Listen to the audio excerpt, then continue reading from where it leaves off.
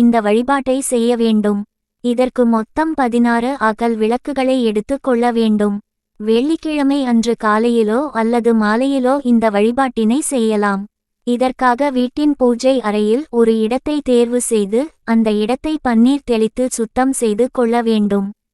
அந்த இடத்தில் பச்சரிசி மாவினால் கோலம் போட்டு காமாட்சி அம்மனின் படத்தை வைத்து கொள்ள வேண்டும். சந்தனம் குங்குமம் வைத்து வாசனையான மலர்கள் சாற்றி காமாட்சி அம்மனுக்கு ஏதாவது ஒரு நைவேத்தியம் படைக்க வேண்டும். வெற்றிலை பாக்கு கண்டிப்பாக வைத்து ஒரு வாழைப்பழம் படைத்து கூட வழிபடலாம். பிறகு ஒரு அகல் விளக்கை எடுத்து நெய் ஊற்றி பஞ்சுத்திரி போட்டு தீபமேற்ற வேண்டும். தீபம் ஏற்றிய பிறகு காமாட்சி அம்மனின் அஷ்டோத்திரம் பாராயணம் செய்ய வேண்டும். பிறகு கற்பூர ஆரத்தி காட்டி வழிபாட்டினை நிறைவு செய்ய வேண்டும். மறுநாள் அந்த அகல் விளக்கை எடுத்து சுத்தம் செய்து பத்திரமாக வைக்க வேண்டும்.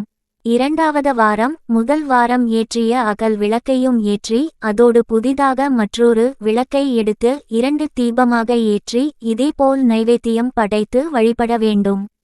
இதுபோல் 16 வெள்ளிக்கிழமைகள் ஒவ்வொரு விளக்காக கூட்டிக் கொண்டே செல்ல வேண்டும். கடைசியாக 16வது வாரத்தில் 16 அகல் விளக்குகளை ஏற்றி வைத்து காமாட்சி அம்மனை வழிபாடு செய்ய வேண்டும். கடைசி வாரம் தங்களால் முடிந்த அளவு பிறருக்கு தானம் பிரசாதம் அதிகமாக செய்தோ தானமாகவோ வழங்க வேண்டும்.